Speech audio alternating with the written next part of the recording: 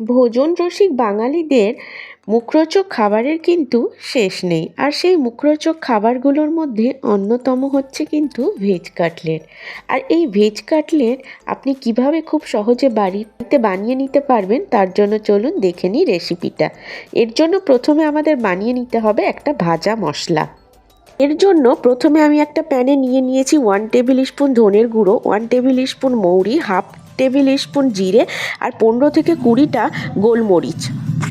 এরপর আমি এই সবগুলোকে হালকা আঁচে রোস্ট করে নেব। রোস্ট করা হয়ে গেলে এটার পাউডার বানিয়ে সাইডে রেখে দেব।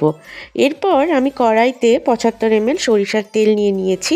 এরপর এর মধ্যে দিয়ে দেব আমি কিছু পরিমাণ কাঁচা বাদাম। আর এই কাঁচা বাদামগুলোকে হালকা আঁচে রোস্ট করে নেব।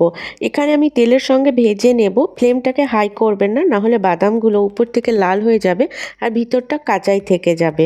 এরপর ভাজা হয়ে গেলে এটাকে তুলে নেব আর সেই একই তেলে দিয়ে দেব হাফ টিস্পুন আমি পাঁচফোড়ন দিয়েছি আর সেখানে দিয়েছি 1.5 টিস্পুন আদা আর কাঁচা লঙ্কা বাটা। এরপর এখানে আমি সামান্য পরিমাণ জল দিয়ে দেব, কারণ যেন মশলাটা পুড়ে না যায়। এরপর মশলাটা কষানো হয়ে গেলে এতে আমি দিয়ে দেব 4টে গাজর আর 2টো বিটরুট। আর এই সবগুলোকে আমি কুচি করে কেটে নিয়েছি। আপনারা চাইলে গ্রেটারে গ্রেটও করে নিতে পারেন। আর এই সবগুলো দিয়ে আমি খুব ভালোভাবে এটাকে নাড়িয়ে দেব। এবার এটা খুব ভালোভাবে মিক্সড হয়ে গেলে এতে আমি দিয়ে দেব হলুদ আর লঙ্কা গুঁড়ো। এখানে আমি হাফ টিস্পুন হলুদ গুঁড়ো আর হাফ টিস্পুন লঙ্কা গুঁড়ো এখানে দিয়ে দিয়েছি। এরপর আমি এখানে দিয়েছি লবণ স্বাদ মতো। এরপর এই সব কিছুকে খুব ভালোভাবে আবারও মিক্সড করে নেব। মিক্সড করা হয়ে গেলে এটাকে এবার ঢাকা দিয়ে কুক করে নেব যতক্ষণ না গাজর আর এই বিটটা সেদ্ধ হয়ে যাচ্ছে। তো দেখুন কিছুক্ষণ পরে দেখুন এই যে গাজর আর বিটটা সেদ্ধ হয়ে গেছে। তো আমি এখানে 4টে আলু বয়েল করে ম্যাশ করে নিয়েছিলাম, সেই 4টে আলু আমি এখানে দিয়ে দিয়েছি। আর এই 4টে আলু দিয়ে খুব ভালোভাবে আমি মশলার সঙ্গে আমি আলুটাকে মিক্সড করে নেব। খুব ভালোভাবে এখানে মিক্সড করতে হবে। এরপর যখনই মিক্সড করা হয়ে যাবে তখনই আমি এর মধ্যে দিয়ে দেব 1.5 টিস্পুন যে রোস্টেড মশলাটা করে রেখেছিলাম সেটা। তারপরে দিয়ে দেব হাফ টিস্পুন গরম মশলা। এখানে আমি 1 টিস্পুন চিনির গুঁড়ো দিয়েছি, চিনিকে গুঁড়ো করে নিয়েছিলাম সেটা দিয়েছি। আর এই সব কিছু দিয়ে খুব ভালোভাবে দেখুন এখানে মিক্সড করে নেব। এই যে দেখুন ততক্ষণ মিক্সড করতে হবে যতক্ষণ কড়াই থেকে এই যে আলুটা ছেড়ে না যাচ্ছে। এরপর আমি এখানে টেস্ট করে দেখেছিলাম কিছুটা লবণ কম মনে হচ্ছিল, তো সেখানে লবণ দিয়েছি। আর আমি এখানে দিয়েছি সামান্য পরিমাণ আজিনামোটো। আজিনামোটো দিলে এই চপের স্বাদটা একদম দোকানের মতো আসবে।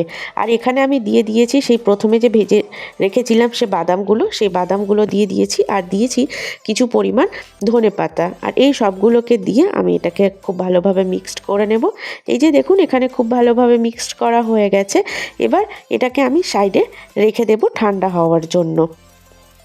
এই যে দেখুন আমি এটাকে একটা থালায় মিক্সার ঢেলে নিয়েছি আর এখানে ঠান্ডাও হয়ে গেছে।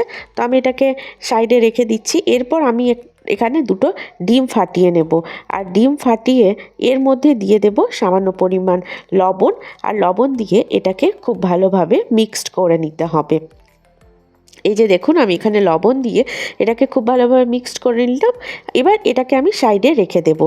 এরপর এই যে আমাদের যে আলুর যে মিশ্রণটা আছে সেটা থেকে আমি বল বানিয়ে নেব গোল গোল করে। একই পরিমাণের মাপ করে আমি এখানে বল গড়ে নিচ্ছি। আচ্ছা, এখানে একটা টিপস, যদি আপনার আলুটা মনে হয় যে না চটচটে হয়ে আছে, সেক্ষেত্রে আপনি একটু ব্রেড ক্রাম্বস সেটার সঙ্গে মিক্স করতে পারেন। এরপর দেখুন এই যে আমি এখানে চপটাকে একটা কাটলেটের যে বল বানিয়েছিলাম সেটাকে প্রথমে ডিমের গোলায় চুবিয়ে নিলাম। আর তারপরে আমি এটাকে ব্রেড ক্রাম্বসে কোট করে নিচ্ছি। আমি ডবল কোটিং করব, আপনারা চাইলে কিন্তু সিঙ্গেল কোটিংও করতে পারেন।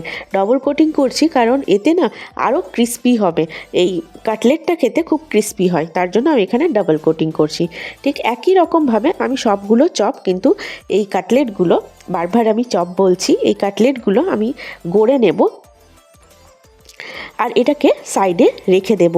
আপনারা কিন্তু ঠিক এইভাবে না এই কাটলেটগুলোকে ফ্রিজে 1 মাসের জন্য স্টোর করে রাখতে পারেন। এটা কিচ্ছু হয় না, আপনারা একটা কন্টেনারে স্টোর করে এটাকে ফ্রিজে রেখে দিতে পারেন। এরপর এই কাটলেটগুলো আমি তেল গরম করে নিয়েছি।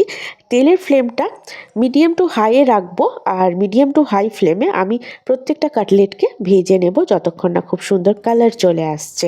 এই ক্ষেত্রে ভিতরের যে আলুটা আছে সেই আলুটা কুক হয়েই আছে, তো তার জন্য আমাদের ফ্লেমটাকে লো টু মিডিয়ামে রাখার দরকার নেই, হাই ফ্লেমে রেখে বাইরের কালারটা আসা অবধি কুক করে নিলেই হলো, ভেজে নিলেই চলবে।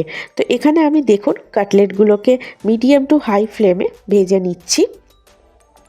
এরপর কাটলেটগুলো ভাজা হয়ে গেলে আমি এটাকে তেল থেকে তুলে নেব। ঠিক একই রকমভাবে পরের ব্যাচগুলোও ভেজে নেব।